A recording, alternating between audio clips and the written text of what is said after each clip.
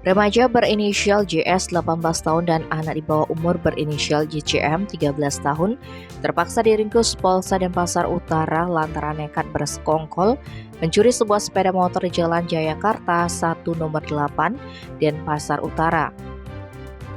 Kapolsek Denut Ibtu Iputu Charles Dasligit mengatakan kasus ini dilaporkan korban Fanik Matul Rohma Kamis 20 Oktober. Yang bersangkutan mengaku kehilangan sepeda motor Honda Supra Fit yang terparkir di pinggir jalan.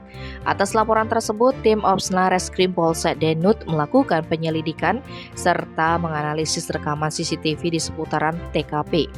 Hasilnya, ciri-ciri pelaku sebanyak 2 orang teridentifikasi. Salah satu pelaku terekam mengenakan pakaian juru parkir. Selanjutnya, petugas mendalami identitas juru parkir ini hingga diketahui berinisial JS yang tinggal di Jalan Subak Dalam Denpasar. Tanpa buang waktu, aparat berhasil menangkap remaja kelahiran Sumeneb, Madura, Jawa Timur itu Jumat 21 Oktober pukul 16. Saat interogasi, JS mengakui melancarkan aksi nakalnya bersama JCM. Polisi segera menelusuri keberadaan JCM dan dapat diamankan di lokasi berbeda. Kepada polisi, JS dan JCM mengaku saat keduanya berboncengan mengendarai sepeda motor, mereka melihat ada motor dengan kunci nyantol di jok. Mereka langsung berhenti dan mengambil motor tersebut. Motor tersebut kemudian dijual di Jalan Sulit Denpasar dengan harga Rp500.000.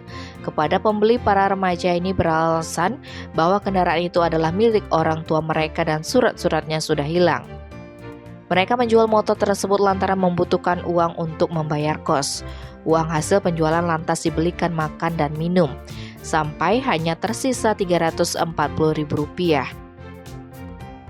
Atas perbuatannya, JS terancam hukuman penjara selama 7 tahun atau denda sebanyak-banyaknya Rp25 juta, sedangkan JCM tidak ditahan aparat sesuai ketentuan Undang-Undang Nomor 11 Tahun 2012 tentang Sistem Peradilan Anak. JCM akan menjalani proses hukum secara diversi sehingga pengawasannya dikembalikan kepada orang tua. Tim Bali Express melaporkan.